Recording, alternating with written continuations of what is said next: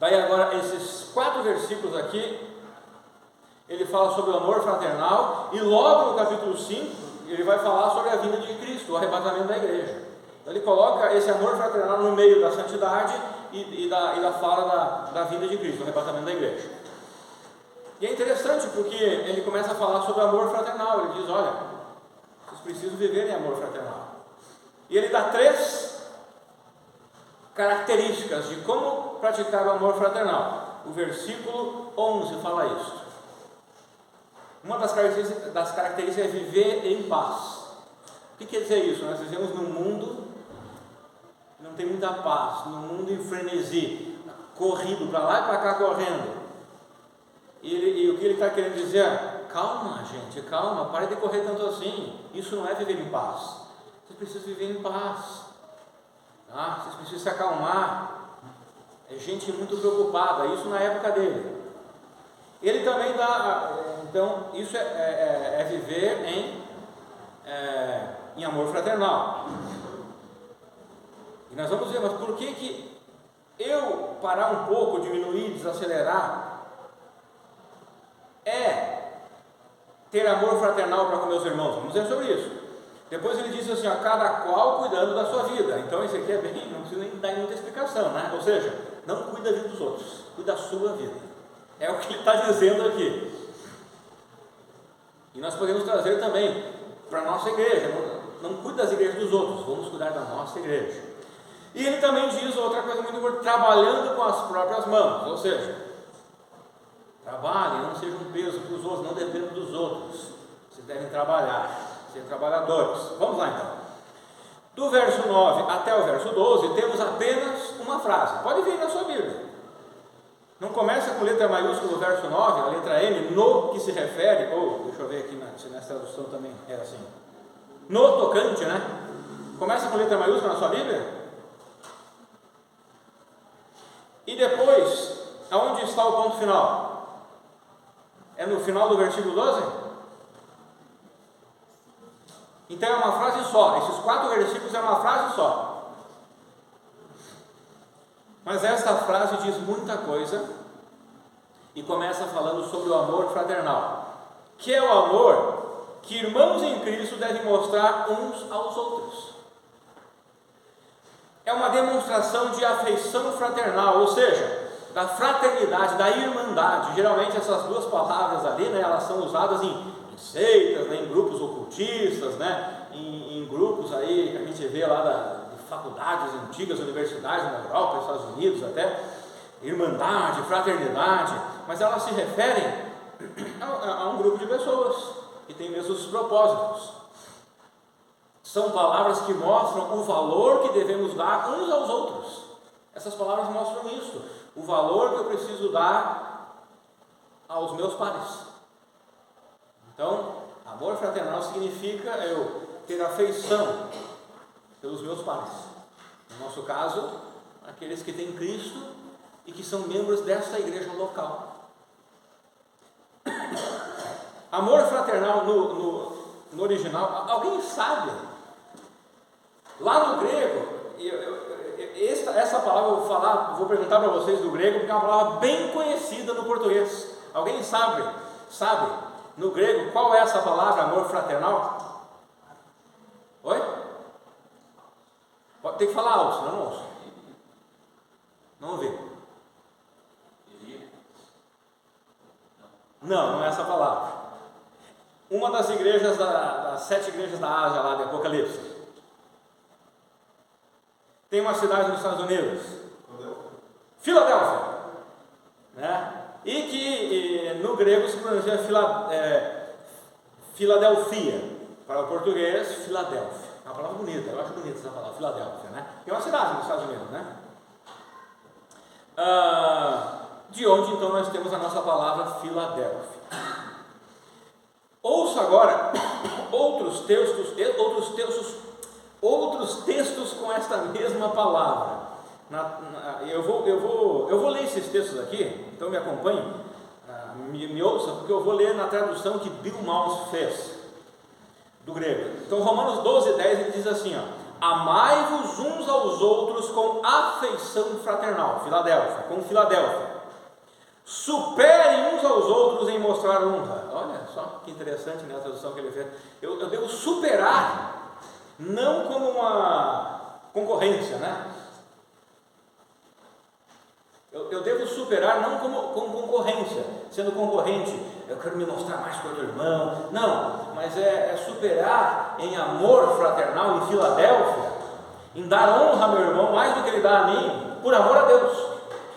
Agora, Hebreus 13:1 diz assim, ó, o amor fraterno deve continuar, o amor Filadélfia deve ser permanente, continuar, nunca acabar. 1 Pedro 22 diz o seguinte: uma vez que vocês purificaram suas almas pela obediência à verdade, eu obedeci à verdade da palavra de Deus, então eu purifiquei minha alma porque eu obedeci, eu coloquei Cristo, a minha fé em Cristo, para que haja então um amor sincero por outros crentes, amem uns aos outros fervorosamente de um coração puro.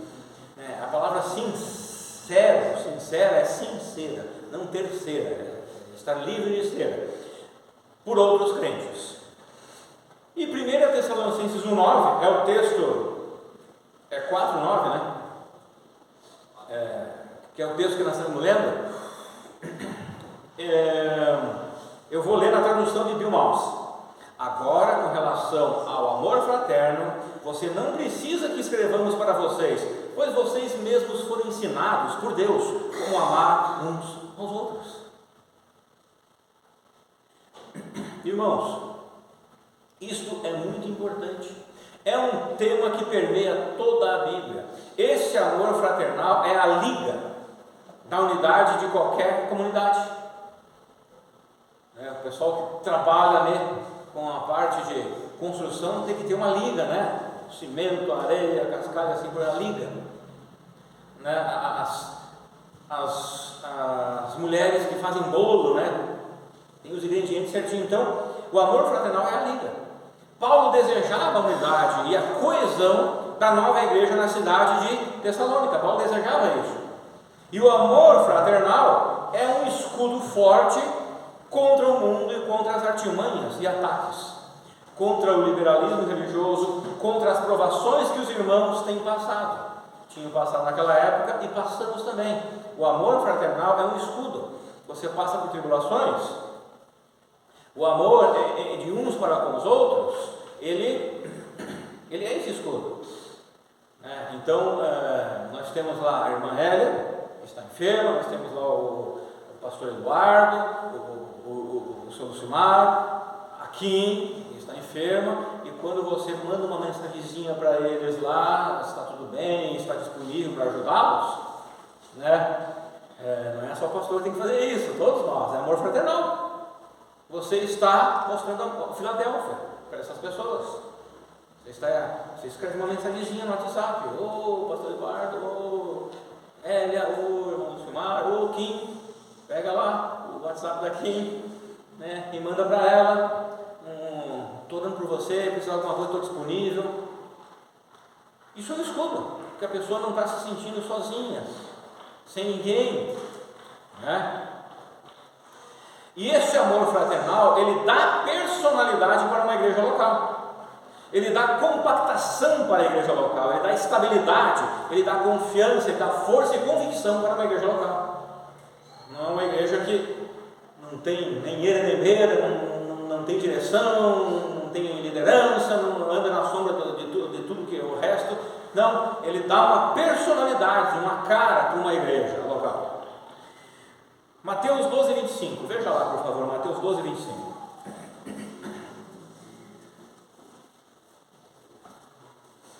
É um texto bem conhecido também.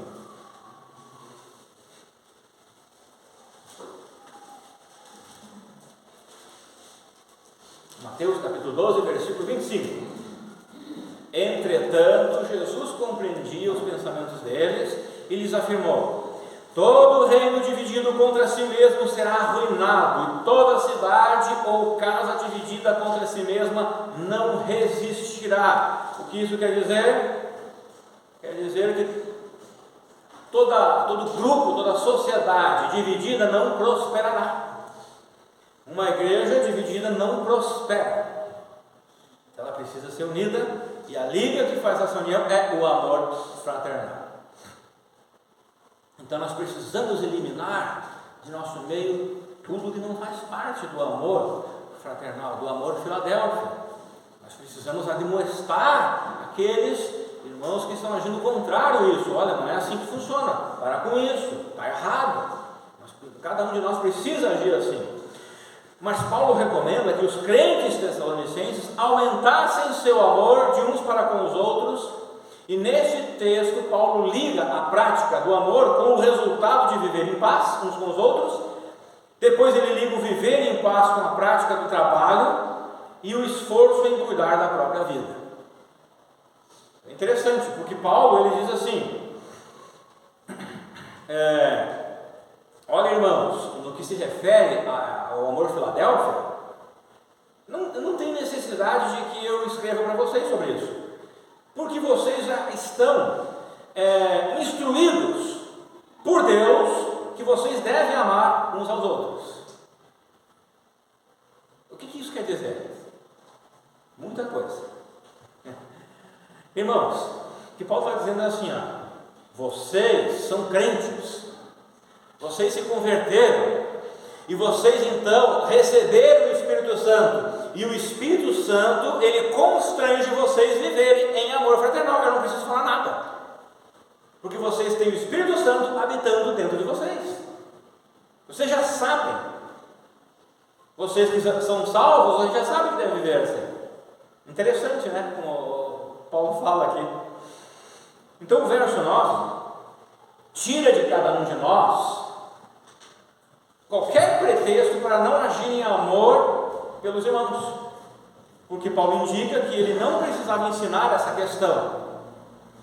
Isso mostra que no momento da salvação, irmãos, nós recebemos o Espírito Santo e ele nos constrange, ele nos compele a agir, agindo em nós, para que nós venhamos a agir por amor a Deus, em amar o nosso próximo. 1 Coríntios 5,14, por favor, vá para lá. 1 Coríntios 5,14.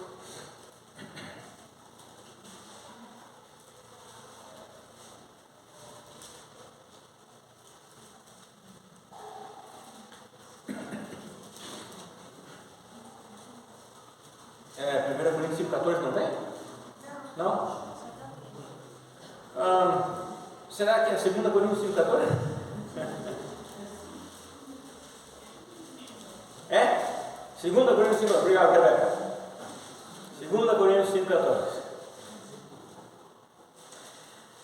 Porquanto o amor de Cristo nos constrange, porque estamos plenamente convencidos de que um morreu por todos, logo todos morreram. Então não há desculpas para agir em amor, se já somos salvos. A questão de um crente não agir em amor é a falta de ser cheio do Espírito Santo, porque o amor de Cristo nos constrange, e o Espírito Santo habita em nós, nos levando a agir de forma correta. O ser salvo nos leva a agir em amor pelo próximo. Esse privilégio só os filhos de Deus podem ter. Quem não é filho de Deus não tem esse privilégio. Ele pode agir em amor, em carinho, em afeto, sim, mas sempre há um interesse ali em alguma coisa. Lembra que Mateus diz, olha, não façam o bem somente aos seus amigos, somente aos que vocês gostam. Isso não tem nada demais para com Deus. Vocês até já receberam o galardão de vocês. Façam bem também para aquelas pessoas difíceis, né? Os inimigos, ele fala naquele caso. E hoje de manhã nós vimos que Jesus fez o bem para inimigos. Então Paulo, ele reconhece que aqueles crentes já estavam agindo em amor, ele já reconhece isso, mas Paulo diz que não precisava ensinar eles a amar uns aos outros, porque Deus já havia lhes impulsionado a fazer isso. É como, mais ou menos, eu coloco a fé em Cristo e vem uma injeção lá dentro de mim, um ânimo dentro de mim, muda a minha personalidade, meu jeito, meu caráter, que agora eu vou agir em amor, que antes eu não agia, um amor incondicional, diferente do que não é filho de Deus, geralmente é um amor condicional. Eu faço porque mais adiante eu vou receber. Infelizmente nós crentes às vezes fazemos assim, mas é o amor incondicional. Eu vou fazer somente porque eu vou fazer, independente se eu vou receber de volta ou não tem problema com isso. Eu vou fazer porque eu tenho que fazer, porque eu quero obedecer a Cristo, porque eu sou constrangido pelo amor que Cristo teve por mim, de fazer isso. Então, o que Paulo faz é incentivá-los. Aqui, então, é interessante, porque Paulo fala tudo isso, eu não preciso ensinar vocês, mas Paulo incentiva aos crentes tessalonicenses a fazerem uma coisa. O que ele incentiva ali no versículo 9?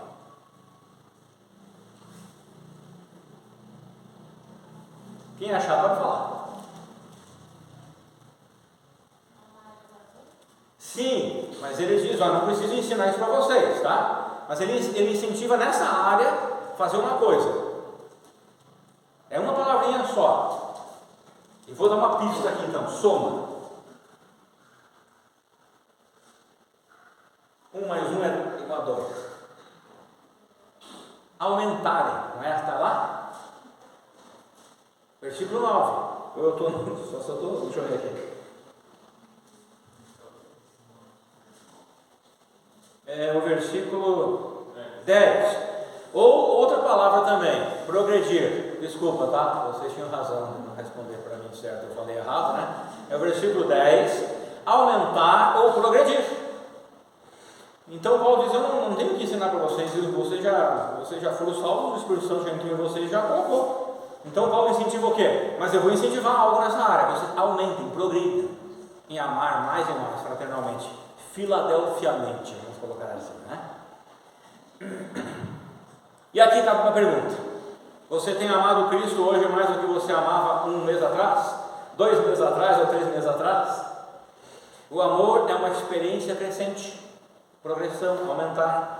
E irmãos, sinceramente, não há limites para amar mais e mais. Se você pensa que chegou no limite, cheguei no limite, não tem mais o que amar, você está redondamente enganado. Não existe limite. Nunca vamos chegar ao esgotamento. Imagina se nós temos condições de amar como Deus nos amou. Nós não vamos chegar nunca. Então, desçamos no nosso pedestal porque a gente não chegou no máximo. Deus é o nosso alvo de amor, como expresso lá em João 3,16, né? Porque Deus amou o mundo de tal maneira que deu o seu Filho unigênito para que todo aquele que nele crê não pereça, mas tenha a vida eterna. E a palavra ali, de tal maneira, no grego, ela não é só de tal maneira, ela é de uma maneira tão grande, tão profunda, que é imensurável. A verdade, irmãos, é que a prática do amor incondicional de Deus deve aumentar em nossas vidas mais e mais, e nunca chegaremos a um nível de esgotamento, nunca, nem na eternidade, porque se fosse assim nós chegaríamos ao mesmo nível de Deus, né? Porque o amor de Deus é imensurável, e o amor de Deus é sempre surpreendente. E o amor de Deus é muito mais surpreendente ainda quando nós reconhecemos que não merecemos. Nós somos pegos em flagrante pecado, e Deus assim ainda é bondoso com a gente, e é muito surpreendente isso. Romanos 5,20 diz: a lei foi instituída para que a transgressão fosse ressaltada, mas onde abundou o pecado, superabundou a graça de Deus. Então assim, não há tamanho de pecado que a graça de Deus não possa ser maior. Não há. Impossível isso, impossível. E ainda nós podemos perceber, irmãos, que o conselho de Paulo não era para que aqueles irmãos praticassem o amor somente entre eles. Era entre eles, mas não somente entre eles. Porque o que ele diz no versículo 9? E na verdade, estáis praticando isso mesmo para com todos os irmãos em toda a Macedônia. Então, irmãos, nós devemos agir assim. Se outros em nosso meio não agem assim, nós devemos agir dessa forma. Se há gente que age com divisão, nós devemos agir com amor fraternal. Nós devemos ser um exemplo de inclusão bíblica, né? Por causa do amor, né? Não inclusão do pecado ou do mundanismo. Não é isso jamais. Mas nós não podemos usar, como eu tenho ouvido no passado, não, eu sou inflexível, não vou incluir isto. E nem é pecado, é só um gosto, é só uma questão de preferência. Nós precisamos dividir, separar preferências que nós temos de pecado. Tá? Pecado não se discute, mas eu já ouvi no passado, lideranças, não discuto com isso, porque não é, por quê? Não se discute. Com pecado não se discute, mas isso não é pecado, é preferência. Então precisamos conversar, precisamos discutir, sim. Então, nós precisamos cuidar com essas questões. Hubbard escreveu algo interessante. Ele escreveu o seguinte, abre aspas: o cristianismo surgiu em uma terra, em uma cultura, onde os laços de clã eram fortes e a sociedade era mais corporativa do que individualista. Não é assim na cultura greco-romana. Portanto, a ênfase constante de Paulo no amor. Fecha aspas. Se você for estudar ali, a cultura, oriental, a cultura mesmo ali do Oriente Médio, a cultura, toda aquela cultura daquele povo, você vai perceber que é uma cultura mais assim, pensando na sociedade. A cultura ocidental, a nossa, que é mais individualista, só eu, para mim, eu, o me dá. Na nossa cultura é assim, mas na cultura deles não era dessa forma. Versículos 11 e 12: buscando viver em paz, cuidando cada qual da sua vida e trabalhando com as próprias mãos, como já vos orientamos, de modo que vos porteis com dignidade para com os de fora, e de nada venhais a necessitar da parte deles. E Paulo aqui ele não está dizendo vocês têm que ser orgulhosos para não depender de ninguém, não era isso que Paulo estava querendo dizer. Vamos ver. Então Paulo ele indica 3 maneiras práticas pelas quais os cristãos em Tessalônica poderiam aperfeiçoar o seu amor de uns para com os outros. Ter uma vida tranquila, em paz, uma vida, cuidar da própria vida e ganhar o seu próprio sustento. Não viver às custas dos outros. O Alvor escreveu que nossa cultura de estar sempre ocupado e sobrecarregado não favorece um amor crescente. Pare e reflita sobre isso. Qual a probabilidade de se sentir amado por uma pessoa excessivamente ocupada e inquieta? Vocês lembram lá no início que eu falei? Como que eu parar, frear um pouco a minha vida, viver mais em paz, mais tranquilamente, vai afetar o amor Filadélfia para com o meu irmão, meu próximo? Aí aqui é a resposta. Como que uma pessoa, com a sua agenda em excesso, uma pessoa em frenesi, uma pessoa que está correndo para lá e para cá, vai amar alguém, parar, ter tempo para amar alguém? Não vai. Irmão, vou fazer uma pergunta para vocês. Vocês mandam um WhatsApp para outros irmãos? Às vezes? Como que está? O irmão faltou, né? Eu não vi o irmão, como que está? Tem casos e casos, claro, não estou generalizando aqui, né? Mas o irmão está com um problema, com problema de saúde, como é que está a família? O irmão tem feito visita, né? Vou visitar você lá, uma visita. Não existe só visita pastoral, tá? Existe visita de irmandade também. Por que nós não fizemos? Porque a nossa vida está corrida. Nós não temos tempo para isso. Então, nós pagamos alguém para fazer. Tudo bem, mas nós todos precisamos fazer essas questões. Irmãos, esse texto, ele está entre o ensino de santidade, o qual nós já vimos, né? O ensino anteriormente, e o ensino de arrebatamento da igreja, o qual nós veremos posteriormente. Isso quer dizer que viver em amor faz parte de ser santo, separado para viver para Deus, e também mostra que enquanto não somos arrebatados, devemos cumprir com esse mandamento de Deus para nossas vidas, o amor fraternal, o amor Filadélfia. Então não adianta ficarmos preocupados com a volta de Cristo e não viver o amor fraternal no presente. Você já deve ter sentido vontade de viver em outras épocas nesse mundo?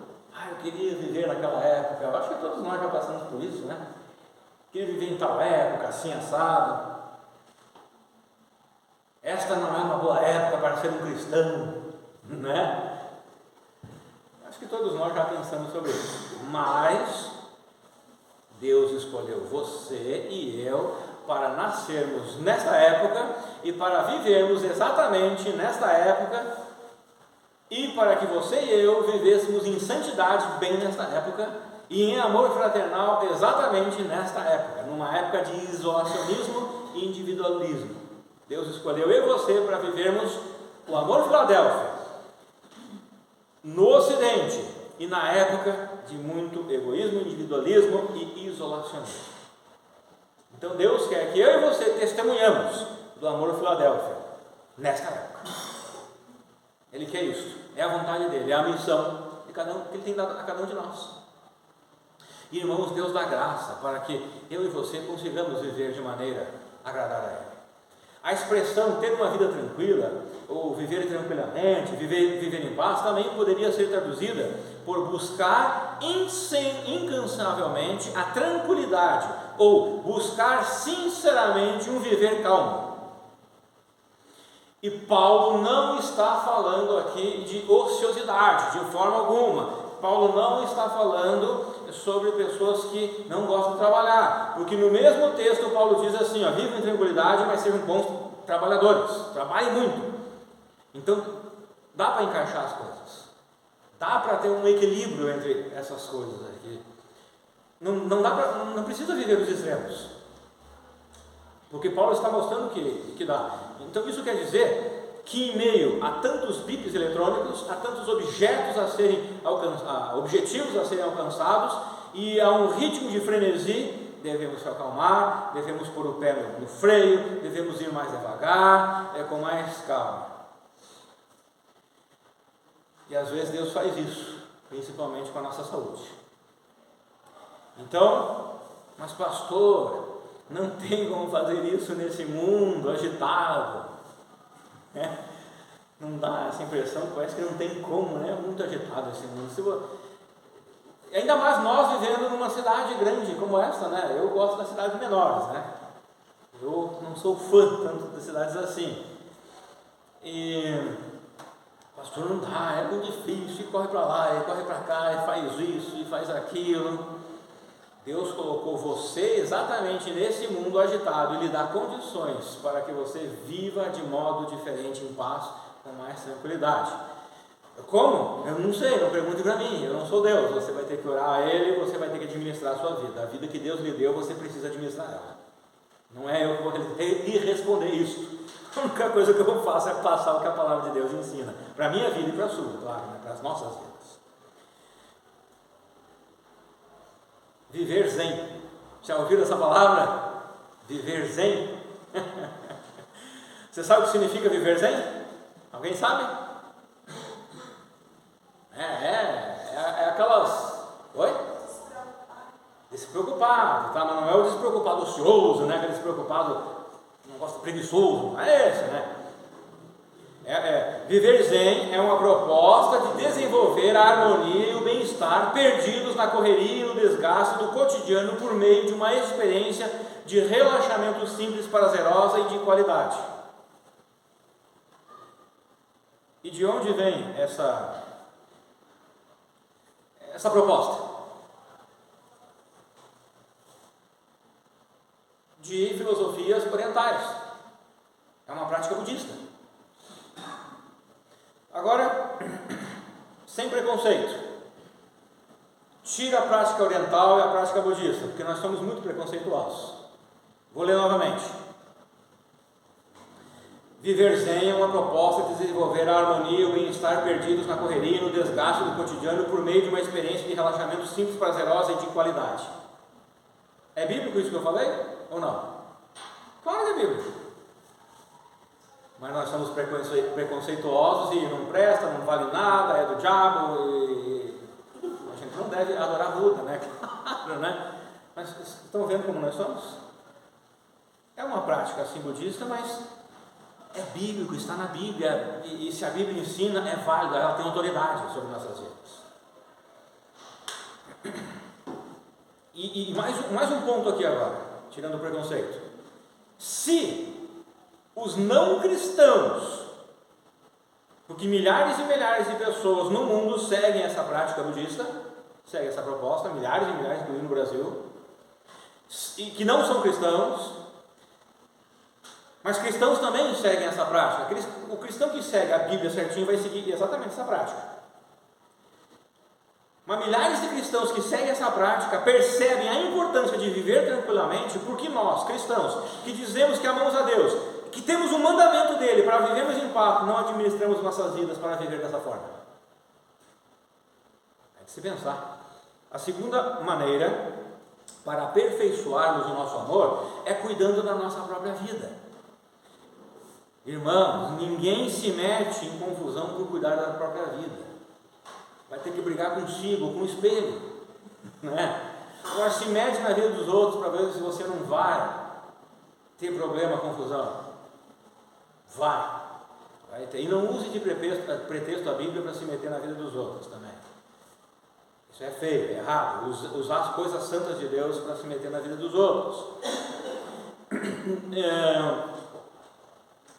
Intromissão na vida dos outros. A intromissão onde nós não somos chamados causa muitos problemas de conflito, de divisão, de fofocas e de falso testemunho e de mágoa. Pessoas saem magoadas com isso. Eu tenho orientado sempre aos irmãos que têm procurado participar de programações extra-igrejas para cuidarem com o que falam com os outros e o que ouvem. No passado tinha muito disso nas nossas programações extra-igrejas. Muita fofoca de pastor com pastor, de irmão com irmão, de igreja contra igreja. Isso é feio, é errado, é pecado e nós não devemos mais continuar. Então que a nossa igreja seja um exemplo e não faça isso. E quando nós formos e o outro fizer, você faça assim: não quero ouvir. Você deve admoestar a tal pessoa ou tal pastor, que é feito no passado assim: não, pastor, não quero ouvir. Irmão, vamos ouvir a mensagem, vamos ter comunhão e não vamos cuidar dos outros, vamos cuidar cada um de nós, e nós precisamos responder a Deus. Então não cuide da vida do outro, cuide da sua, irmão, cuide da sua família, não da do outro, cuide da sua, cuide do seu trabalho, não do trabalho do outro, cuide da sua igreja, não da igreja do outro. Irmãos, nós precisamos cuidar, então, com tudo isso, cuidar com essas questões e agir de forma correta. Nós devemos cuidar de nós mesmos. Isso é um mandamento de Deus. Deus, ele pede para que nós cuidamos de nós mesmos. É claro que ele pede a pastores e missionários cuidarem das ovelhas, mas de forma correta, não de forma intromissão. O pastor não deve se intrometer na vida dos outros, né? Não é isso que a Bíblia ensina. O pastor deve cuidar das ovelhas, não se intrometer na vida, na família, no trabalho dos outros, na vida dos outros, das ovelhas. É diferente. Então o amor jamais deve ser confundido com a intromissão na vida dos outros, jamais.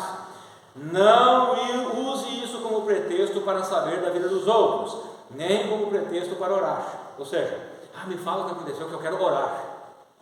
Irmão, é usar as coisas santas de Deus para pecar. Irmão, também não diga assim: não, é que eu amo demais tal igreja, tal pessoa, tal pastor, eu quero saber. Não use o amor de Deus como pretexto para se intrometer na vida dos outros. Cuide somente da sua e nós não teremos problemas. Nós não teremos divisões, nós não teremos brigas, nós não teremos conflitos quando nós cuidamos das nossas vidas. E a terceira prática de amor fraternal é o trabalho duro e honesto. Duro e honesto, para ganhar o próprio sustento. Irmãos, o povo de Israel trabalhou muito duro para reconstruir o templo lá com Neemias. Também o irmão Adir leu em Ageu, que Deus reclama: olha, vocês têm as suas casas tudo enfeitadas, apaneladas, aperfeiçoadas, arrumadas, lindas, e a casa do Senhor está caindo em pedaços, está nas traças. E daí o povo lá em Ageu, depois, os irmãos vão ler, capítulo 2, 3, vão ver que eles se levantaram: não, vamos arrumar a casa do Senhor. E trabalharam duro. Em encheu, nós vamos ver que o povo ofertou muitos bens imateriais para a construção da casa de Deus. Nessa semana, eu ouvi um testemunho de um irmão, ele mora lá em São Paulo.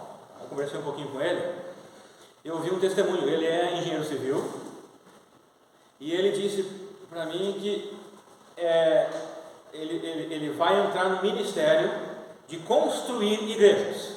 Pastor Alan, tá aí, eu posso passar para ele o contato dele. Ele já foi seminarista nessa igreja aqui. Ele vai começar com esse ministério de construir igrejas de forma gratuita. E sabe quais foram as palavras que ele escreveu para mim no WhatsApp? Eu vou ler na íntegra as palavras dele. Meu ministério vai ser, ou será, tá? De construir edificação para as igrejas. Olha agora, é difícil deixar de ganhar dinheiro para construir para o Senhor Jesus, mas Ele me recompensará. Desde que eu comecei a fazer os projetos, Deus me deu um curso de engenheiro calculista.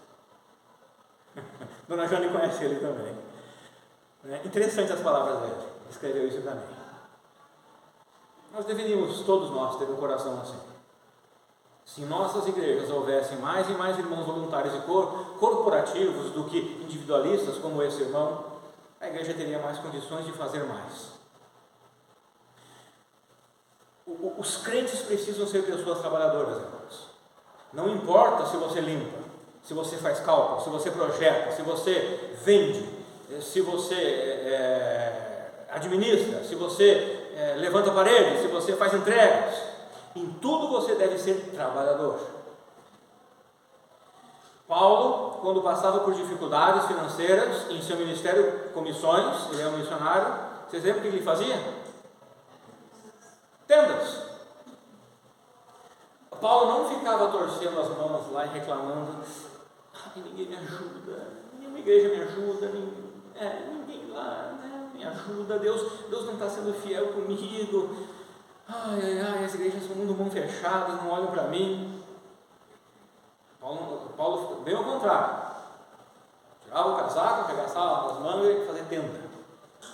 Agora, Paulo era formado aos pés de Gamaliel. Paulo era num nível muito alto de intelectualidade, ele poderia ganhar muito dinheiro com isso. Ele fazia tendas quando precisava. Sem problema nenhum, vou fazer tendas, porque estou precisando.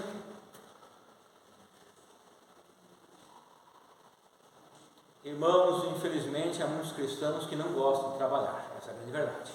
E pior, há cristãos também desonestos em seus trabalhos. Não deveria ser assim. Há crentes que ficam procurando vida fácil, ficam atrás de vantagens ilusórias.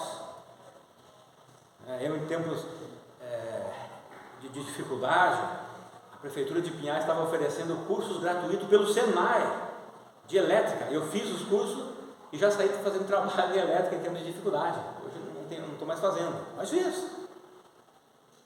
Não, eu vou depois. Não, eu sou um pastor, não vou trabalhar com elétrica.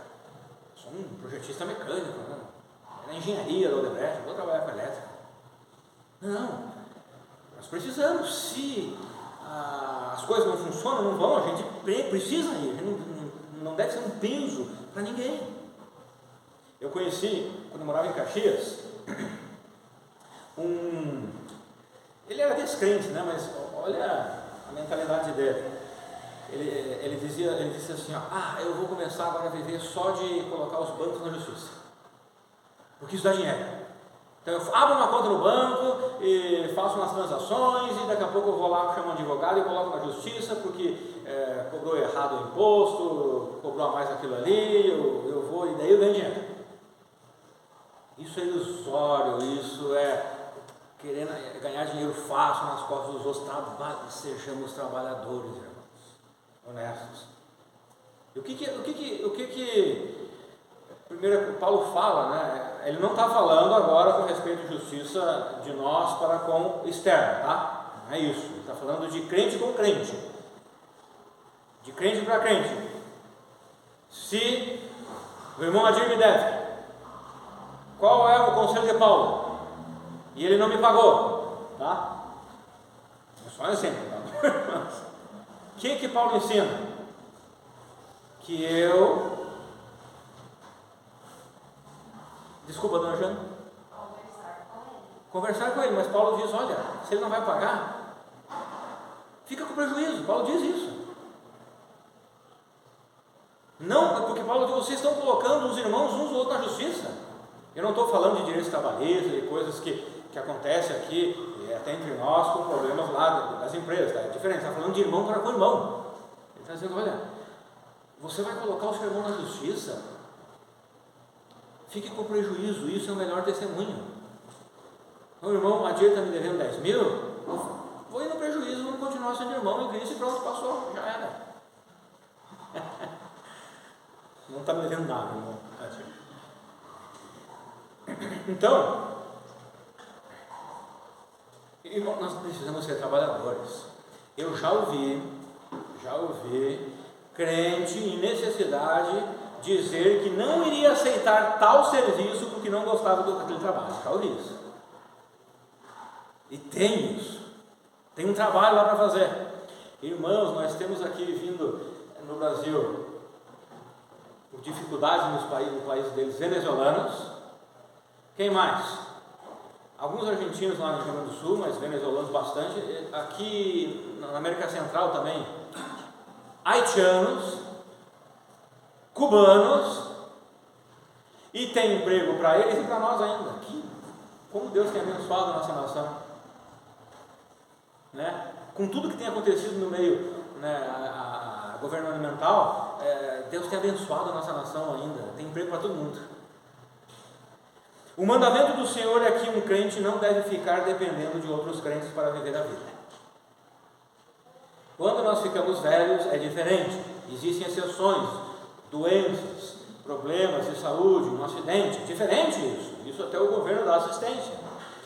Mas Paulo não está falando das exceções, Paulo está falando do pecado. Paulo está falando, não dependa de ninguém, então eu não devo depender nem do governo para ser sustentado. Paulo não está falando das exceções aqui, tá? É claro, irmãos, que existem então essas exceções, mas não são a maioria. O Alvord escreve que o ponto-chave é que um ser parasita à custa de outros cristãos revela a falta de amor por eles. Não devemos nos impor deliberadamente sobre os outros. O propósito disto é a fim de que andem decentemente aos olhos dos que estão de fora e não dependam de ninguém, dar bom testemunho para os de fora. Então, infelizmente, existe isso, né? Essas questões, um crente deve arrumar isso na sua vida, né? Eu já ouvi crente dizendo, olha, pastor, eu faço esse serviço voluntário desse jeito, assim, não faço bem feito, mas se for pago, aí eu vou fazer melhor, vou fazer certo. Tem coisa errada aí nesse coração, né? Não pode ser assim. Triste ouvir isso de um crente, mas é uma realidade. Se é voluntário eu faço de qualquer jeito, se me pagarem eu vou fazer bem feito. Agir com amor é não ser propositadamente um peso financeiro para demais irmãos e não depender dos incrédulos para seu sustento, muito menos do governo. Trabalhe honestamente e, se não for o suficiente, estude, se especialize, faça cursos, faça uma faculdade. Hoje em dia é só dessa maneira para conseguir melhor o sustento, né? Diferente, não vivemos mais aí na época feudal, né? Que era mais do campo. Hoje em dia, numa cidade como essa, você quer ganhar melhor, vai precisar estudar, não adianta. Então, assim, existem oportunidades, existem muitas oportunidades. Irmãos, devemos parar de reclamar e se levantar de nossas camas. Devemos levantar de nossos sofás e devemos ir estudar. Faça frio, faça calor. Devemos fazer isso.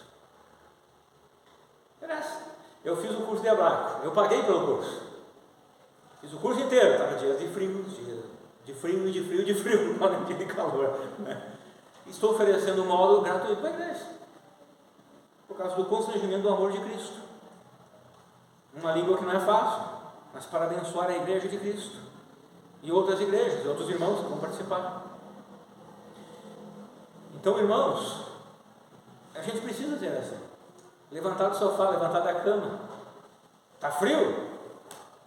Está calor? Está frio? Vou passar frio, mas vou fazer o curso, vou estudar, vou trabalhar. Está calor? Vou suar, vou trabalhar, vou fazer, vou acontecer. Mas vou obedecer ao Senhor e ser um trabalhador. Então, irmãos, todo cristão deve agir em amor fraternal, de uns para com os outros, mesmo se o outro irmão em Cristo tem algumas questões de crença diferentes da minha. Calma aí, alto lá, né? Vamos ter muito cuidado. Por exemplo, um é dicotomista e outro é tricotomista. Eu sou dicotomista e tu é tricotomista, então já não gosto de ti, já não quero mais. Não é assim. Veja primeiramente, é pecado? Se não é pecado, veja essas diferenças, se vale a pena mesmo. Tem diferenças que valem a pena, tá? Mas tem umas que não. Só um exemplo eu citei aqui. Todo cristão deve amar fraternalmente, e nesse texto vimos 3 maneiras de fazer isso. Você amará fraternalmente quando procurar viver uma vida mais tranquila nesse mundo agitado. Você amará fraternalmente quando não se intrometer na vida dos outros e cuidar da sua vida. E você amará fidelfiamente, vamos colocar assim, quando você for um trabalhador esforçado e honesto, para não ser um peso para os outros e para não depender dos outros. Amém? De aqueles que podem se colocar de pé, por favor. Quem somos nós neste mundo aqui? E qual padrão temos a seguir? Nós somos servos do eterno Deus, que com sua graça nos escolheu. Fiéis sejamos a Jesus, idôneos para transmitir sua luz. Devemos, pois, nos fortificar na graça que em Cristo há. Soldados somos do bom Senhor, que por sua graça nos alistou. O bom soldado então será, e o seu mestre sempre agradará. Fiéis sejamos a Jesus, idôneos para transmitir sua luz. Devemos, pois, nos fortificar na graça que em Cristo há.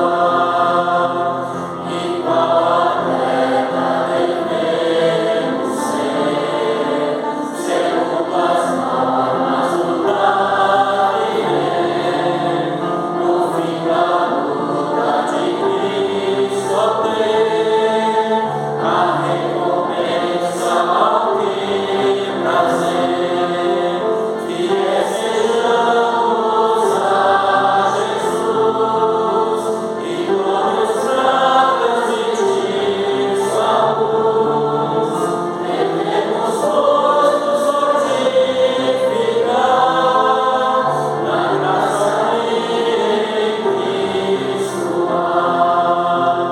O lavrador no seu lago paciente espera frutificar.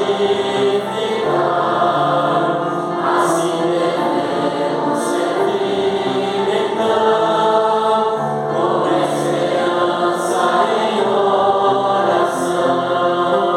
Fiéis sejamos a Jesus, idôneos para transmitir sua luz. Devemos, pois, nos fortificar na graça que em Cristo há. Podemos assentar. Agradeço aí a sua atenção, sua presença. Não esqueça da palavra do Senhor. Grave ela, pratique ela, passe ela para outras pessoas. O piano estará tocando baixinho. Fique em oração. Quando aumentar o volume, estaremos despedidos.